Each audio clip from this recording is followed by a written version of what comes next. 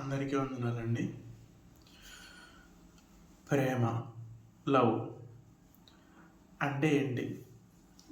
ఆ ప్రేమ ఎలా ఉంటుంది? అసలు ప్రేమ అనేది ఏంటి అనే విషయాన్ని నేను చాలామందిని అడిగాను. చాలామందికి ఆన్సర్ తెలియదు. ప్రేమ అంటే ఏంటి? అంటే ప్రేమికులనే అడిగాను.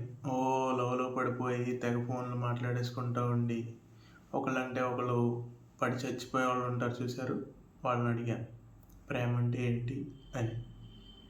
వాళ్ళ దగ్గర సమాధానం నాకు దొరకలేదు. తల్లిదండ్రులను అడిగాను ప్రేమ అంటే ఏంటి అని. వాళ్ళ దగ్గర కూడా సరైన సమాధానం నాకు దొరకలేదు. ఎందుకంటే వాళ్ళ దృష్టిలో ప్రేమ అంటే ఇప్పుడు ఫిబ్రవరి నెల నడుస్తుంది కాబట్టి రోజు ఇవ్వడం, టెడ్డీ బేర్ ఇవ్వడం, ముద్దు పెట్టుకోవడం, హగ్ చేసుకోవడం, తర్వాత ఇంకేదేదో కార్యక్రమాలు చేసుకోవడం, వీటిని ప్రేమ అంటున్నారు. కానీ అవి నిజమైన ప్రేమలు కాదు. ప్రేమకి అంతం అనేది ఉండదు.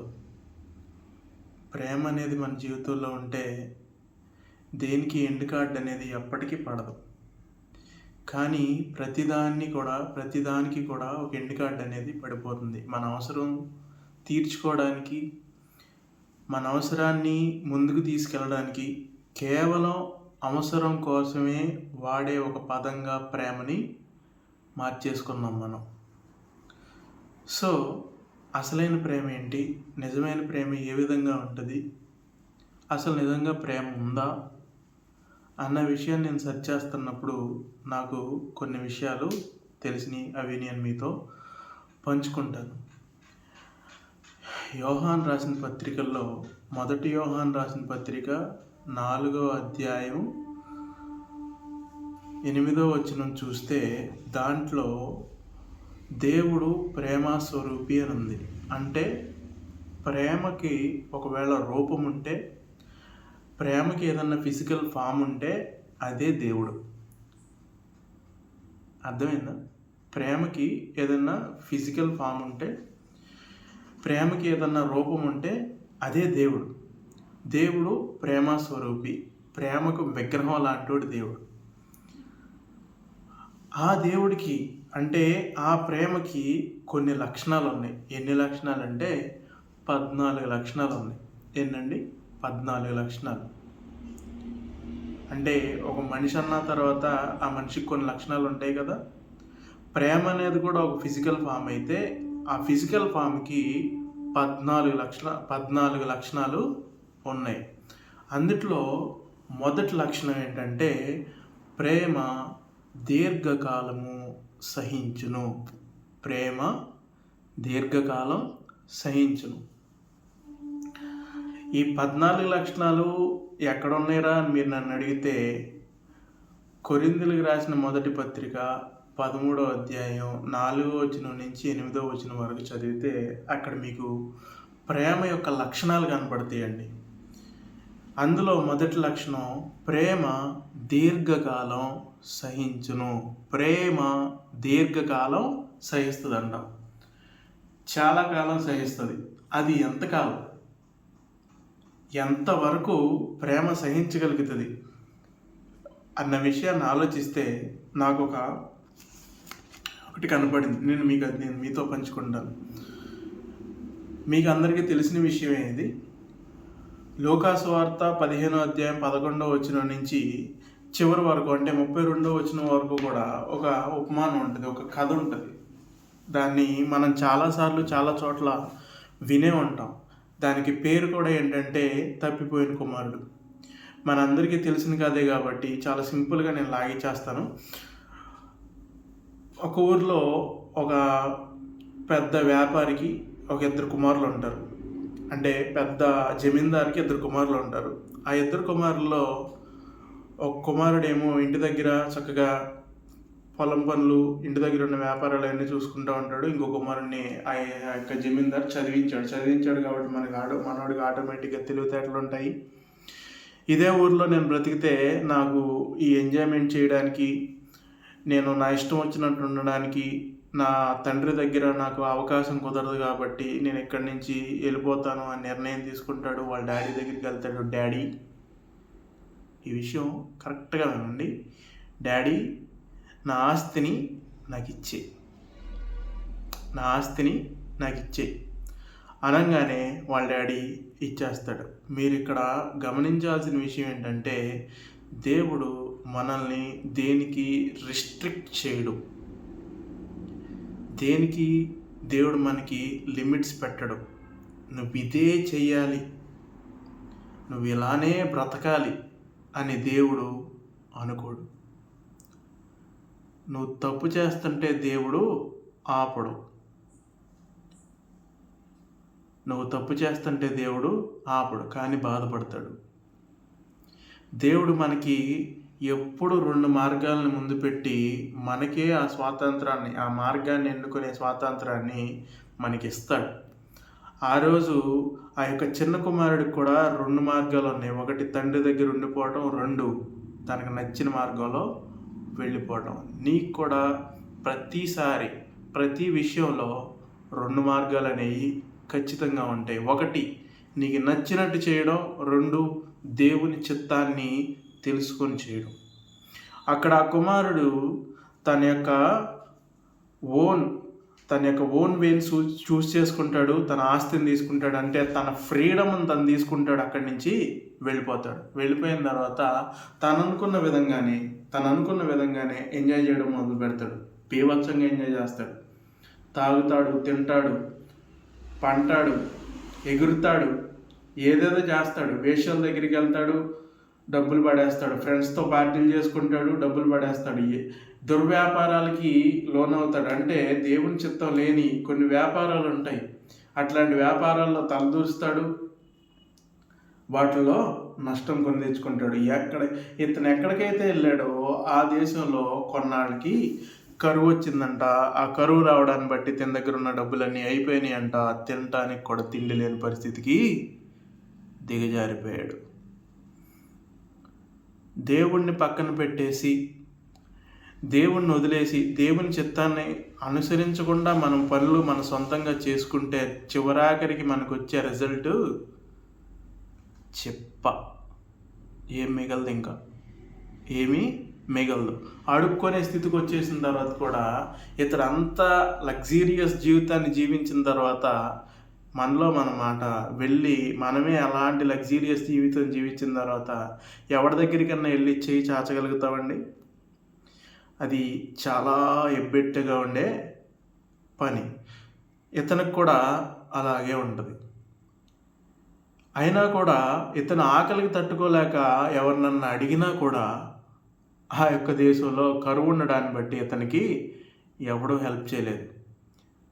ఇతను ఆ ఆకలిని తట్టుకోలేక పందులు తినే పొట్టుని తిన్నాడు. పందులు తినే పొట్టుని తింటున్నాడు. ఆ పొట్టు తినేటప్పుడు మనోడికి జ్ఞాపకం వస్తుందంట. ఏంటంటే, నా తండ్రి దగ్గర కొన్ని 100 మంది పనులు ఉంటారు. నేను నా తండ్రి దగ్గర ఉంటే నేను చిటికేస్తే నా పనులన్నీ అయిపోయాయి. నేను చిటికేస్తే నాకు ఆకలి వేయకముందే నా ఆహారాలు, నా పలహారాలు అన్నీ నా దగ్గర ఉండేవి. నేను చిటికేస్తే నా పనులన్నీ అయిపోయాయి. నేను నా తండ్రి దగ్గరికి వెళ్ళిపోతా. వెళ్ళిపోయి నానా దయచేసి నన్ను క్షమించు. నీ కూలి వాళ్ళల్లో ఒక్కడిగా నన్ను చూసుకో. నీ కుమారుడనే విలువను నేను పోగొట్టుకున్నాను. పరలోకానికి నీకు వ్యతిరేకంగా నేను పాపం చేశాను. నేను నీ కుమారుని అనిపించుకోవడానికి ఏమాత్రం అర్హుడిని కాదు. నీ కూలి వాళ్ళల్లో ఒకడిగా నన్ను పెట్టుకో అని చెప్పుదామని ఈయన అనుకొని బయలుదేరి వాళ్ళ ఫాదర్ దగ్గరికి వెళ్తాడు. ఇంకా చెప్పలేదు, చెప్దాము అనుకొని తను ఈ విధంగా అనుకొని వాళ్ళ ఫాదర్ దగ్గరికి వెళ్తాడు. వాళ్ళ ఫాదర్ దగ్గరికి వెళ్తున్నప్పుడు ఇంకా దూరంగా ఉండంగానే వాళ్ళ ఫాదరు పరిగెత్తుకుంటూ వెళ్ళి మెడ మీద పడి ముద్దు పెట్టుకొని, రే ఎవరక్కడ, రండి, నా కుమారుడు వచ్చాడు అని చెప్పేసి పనోళ్ళని పిలుస్తాడు. ఇక్కడ మనం గమనించాల్సిన విషయం ఏంటంటే, తండ్రి దగ్గరికి వెళ్ళి ఇతను ఇంకా క్షమాపణ చెప్పలేదు, పశ్చాత్తాపం అనేది వెల్లడిపరచలేదు. యాక్చువల్లీ వాళ్ళ తండ్రి పరిగెత్తుకుంటూ వచ్చి ఇతను మెడ మీద ముద్దు పెట్టేసుకొని రే రండ్రా మా కొడుకుని సిద్ధం చేయండి రా అన్న తర్వాత ఇతను చెప్పాల్సిన అవసరం కూడా లేదు. హియర్ ఈస్ ద బ్యూటీ ఏంటంటే అతను అంత జరిగిన తర్వాత కూడా వాళ్ళ తండ్రి వచ్చి అతన్ని కౌగిల్లోకి తీసుకొని ముద్దు పెట్టుకున్న తర్వాత కూడా ఇతడు తన యొక్క చెప్పాలనుకున్న దాన్ని కన్ఫెస్ చేస్తాడు. డాడీ, నేను నీ కుమారుని అనిపించుకోవడానికి ఏమాత్రం పాత్రుని కాదు, నీకు పరలోకానికి నేను విరుద్ధంగా పాపం చేశాను, నీ పని వాళ్ళల్లో ఒకటిగా నన్ను ఉంచుకో. ఇది నిజమైన మార్పు అంటే, ఇది నిజమైన పశ్చాత్తాపం అంటే. మనం క్షమాపణ చెప్పకముందే దాన్ని పొందేసుకున్న తర్వాత కూడా మనం చెప్పాల్సిన అంత అవసరం ఉండదు. కానీ నువ్వు మారావు, నువ్వు నిజంగా మారు మనసు పొందావు అనడానికి ఏంటంటే నీ ప్రవర్తన అనేది వెరీ ఇంపార్టెంట్. ఓ క్రైస్తవుడిగా నువ్వు మారిన తర్వాత నీ ప్రవర్తన అనేది వెరీ ఇంపార్టెంట్. ప్రవర్తనని తాను నిలబెట్టుకున్నాడు. అప్పుడు వాళ్ళ డాడీ అన్నాడు, మా వాడికి ప్రశస్తమైన వస్త్రాలు తీసుకురండి అని చెప్పేసి తనకి స్నానం చేయించి తనకు ఉంగరం పెట్టి, అంటే తన అధికారాన్ని తనకి తిరిగిచ్చి ఒక కొవ్విన దూడను తీసుకొచ్చి వేసేసి అందరికీ భోజనాలు పెడతాడు. ఇదిగో నా కుమారుడు చనిపోయి తిరిగి బ్రతికాడు. అది దీర్ఘకాలం సహించడం అంటే. ప్రేమ అనేది దీర్ఘకాలం సహించడం అంటే ఇదే.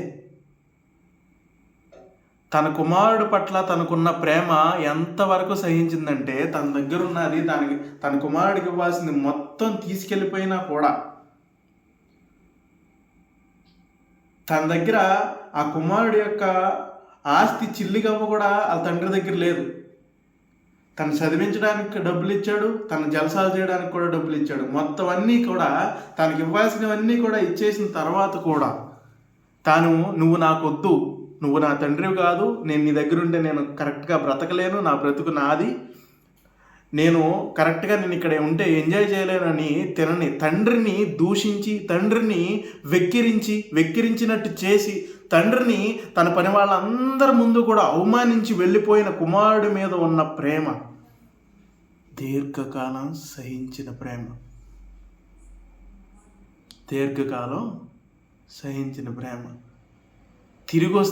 కుమారుడు తిరిగి వస్తే పరిగెత్తుకుంటా వెళ్ళిన ప్రేమ. కుమారుడు తిరిగి వస్తే మెడ మీద ముద్దు పెట్టుకున్న తన అధికారాన్ని తానికి తిరిగిచ్చిన ప్రేమ. అది మన పరలోకపు తండ్రి ప్రేమ. దేవుడు నిన్ను నన్ను తన రక్తమిచ్చి కొనుక్కున్నాడు. తన మాట చేత, తన చేతులతో, తన స్వహస్తాలతో నిన్ను నన్ను చేసుకున్నాడు. మన జన్మ తరహా పాపాన్ని బట్టి మనల్ని దేవుడు కోల్పోయినప్పటికీ కూడా తన రక్తమిచ్చి నిన్ను నన్ను కొనుక్కున్నప్పటికీ కూడా మనము కూడా ఆ కుమారుని వలె, ఆ చిన్న కుమారుడి వలె, నేను బైబిల్ చదువుకుంటే ఫలానా పాపాన్ని చేయలేను, బైబిల్ చదువుకుంటే అంటే దేవుడితో సహవాసం చేస్తే నాకు ఈ జీవితంలో ఎంజాయ్మెంట్ అనేది లైఫ్ లేదు, దేవుడి చిత్తాన్ని కనుగొని దేవుడి చిత్తానుసారంగా మనం నడిస్తే నా జీవితంలో నేను అనుకున్నది ఏమీ చేయలేనప్పుడు నాకు ఈ జీవితం ఎందుకు, గాడిద గుడ్డు. ఈ జీవితంలో నాకు ఇష్టమైన జీవితాన్ని నాకు ఇష్టం వచ్చినట్టు నేను బ్రతకకపోతే నేను ఇంకా బ్రతికి వేస్ట్ అని చెప్పేసి మన యొక్క ఫ్రీడమ్ని, మన యొక్క జీవితాన్ని మన చేతుల్లోకి తీసేసుకొని మన ఇష్టానుసారంగా చేసేసుకొని నలిగిపోయి, విరిగిపోయి, అడుక్కొనే స్థితికి వెళ్ళిపోయి, పందులు పొట్టు తినే స్థితికి వెళ్ళిపోయిన తర్వాత రియలైజ్ అయ్యి దేవుడి దగ్గరికి వెళ్తే దేవుడు అంటాడు, రా నా కుమార్తె అని చెప్పేసి దగ్గరికి తీసుకొని హత్తుకునే ప్రేమ. నువ్వెంత హర్ట్ చేసినా, ఎంత బాధ పెట్టినా, ఎంత అవమానపరిచినా నువ్వు చర్చికి వెళ్తావు, ప్రార్థన చేస్తావు, పాటలు పాడతావు, బూతులు మాట్లాడతావు. చర్చికి వెళ్తావు, ప్రార్థన చేస్తావు, పాటలు పాడతావు, అవసరమైతే వాకింగ్ చెప్తావు, సినిమా హాల్లో నీ పక్కింటి పక్కనే కూర్చుంటావు. ఇదే నువ్వు చేసే అవమానం దేవుడికి. ఇదే నువ్వు చేసే ఆ దరిద్రమైన పని దేవుడికి. ఇదే నీ జీవితాన్ని నీ చేతుల్లో తీసుకునే పని. అలా చేసిన తర్వాత ప్రేమ అనే దానికి డిఫరెంట్ కనపడాలి కదా. మరి అన్నయ్య కూడా ఉన్నాడు కదా, ఆ అన్నయ్య కూడా సేమ్ ఇలాగే ప్రేమిస్తున్నాడంటే లేదు. మేబీ తన కుమారుడు అక్కడి నుంచి వెళ్ళిపోయినప్పుడు, అంటే నువ్వు చర్చిలో ఉన్నప్పుడు, నువ్వు నీట్గా వర్ధిల్లుతున్నప్పుడు అక్కడి నుంచి నీ స్థానాన్ని వదిలిపెట్టేసి పక్కకి వెళ్ళిపోయి నీ ఎంజాయ్మెంట్ నువ్వు చూసుకుంటున్నప్పుడు మేబీ చర్చిలో ఉన్న ఆ ఇంట్లో ఉన్న ఆ పెద్ద కుమారుడు సంతోషపడి ఉండొచ్చు. అమ్మయ్య, నా సహోదరుడు ఎక్కడి నుంచి వెళ్ళిపోయాడు, ఇప్పుడు నా తండ్రి ఆస్తి మొత్తం నాదే అని చెప్పేసి మేబీ హ్యాపీగా ఫీల్ అయ్యి ఉండొచ్చు. అందుకనే మేబీ అలా ఫీల్ అయ్యి ఉన్నాడేమో నాకు తెలియదు, కానీ అతడు పొలంలో ఉన్నాడంట. ఆ పొలం నుంచి తిరిగి వచ్చేసరికి ఇంటి దగ్గర హడావిడిగా ఉందంట. హడావిడిగా ఉన్న ఆ హడావిడిని చూసి ఏమైందని చెప్పేసి ఒక పనుడిని పిలిచి అడిగాడు. అడిగినప్పుడు ఇదిగో నీ తమ్ముడు తిరిగి వచ్చాడు అనగానే ఎగిరి గంతేయలేదు అతను. అమ్మ వచ్చేసాడు అని చెప్పేసి ఇంటిలోకి వెళ్లకుండా బయటే ఆగిపోయాడు. నువ్వెవరిని చూసైనా కుళ్ళుకుంటే, ఎవరి అభివృద్ధినైనా చూసి నువ్వు మనసులో ఒక రకమైన విషాన్ని పెంచుకుంటే నువ్వు కూడా ఇలాగే బయట ఆగిపోతావు. తన తండ్రి వచ్చి పిలుస్తున్నాడంట, నువ్వు లోపలికి రానా, మీ తమ్ముడు వచ్చాడు, మనం దీన్ని సెలబ్రేట్ చేసుకోవాలని పిలుస్తుంటే ఏంటి వచ్చేది బూడిద. నేను నా ఫ్రెండ్స్తో ఎంజాయ్ చేయడానికి నువ్వు ఒక గొర్రె పిల్లనైనా ఇచ్చావా, ఒక మేక పిల్లనైనా ఇచ్చావా? కానీ వాడు మొత్తం అంతా తీసుకెళ్ళిపోయిన తర్వాత వాడు మళ్ళీ తిరిగి వస్తే మళ్ళీ వాడి గురించి ఫంక్షన్ చేస్తున్నావు అంటే ఆ తండ్రి నవ్వుకుంటూ అన్నాడంట, నువ్వు నా దగ్గరే ఉన్నావు, నావన్నీ నీవే. నువ్వు తండ్రితో సహవాసం చేస్తే తండ్రివన్నీ కూడా నీవే, మనమే. అతడు తప్పిపోయి తిరిగి వచ్చాడు, అతడు మరణించి బ్రతికాడు, కాబట్టే మనం దాన్ని ఫంక్షన్ చేయాలి అన్నప్పటికీ కూడా ఆ కుమారుడు బయటే ఉన్నాడు. నీ పరిస్థితి ఎలా ఉంది? ఈ దీర్ఘ కాలం సహించే ప్రేమని నువ్వు వెక్కిరిస్తున్నావు. ప్రేమ దీర్ఘకాలం సహిస్తుందండి, దీర్ఘకాలం.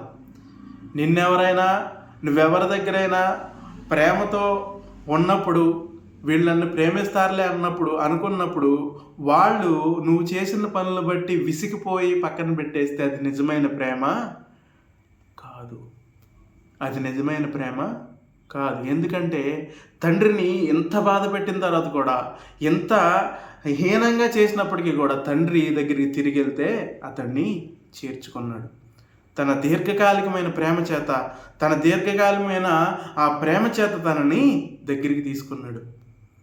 నువ్వెవరి దగ్గరైనా అలాంటి దీర్ఘకాలికమైన ప్రేమని పొందుకున్నావా?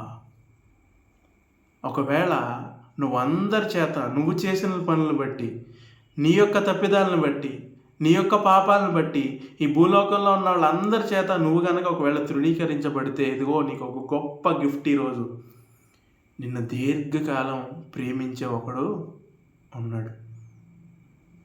ఆయన దగ్గరికి వచ్చి నువ్వు అనాల్సింది మాట ఒకటే, నేను నీకు పరలోకానికి విరోధంగా పాపం చేసి ఉన్నాను, దయచేసి నన్ను క్షమించు. ఒక్క చిన్న ప్రార్థన, దేవా నీకు వ్యతిరేకంగా నేను పాపం చేశాను, దయచేసి నన్ను క్షమించు అని ఒక్క చిన్న ప్రార్థన చేస్తే చాలు. ఆ ప్రేమ నిన్ను దగ్గరికి చేర్చుకుంటుంది. ఆ ప్రేమ నీకు అధికారం ఇస్తుంది. ఆ ప్రేమ నీకు తిరిగి నువ్వు కోల్పోయినవన్నీ కూడా ఇస్తుంది. ఇదే దీర్ఘకాలం సహించు ప్రేమ. Praise the lord.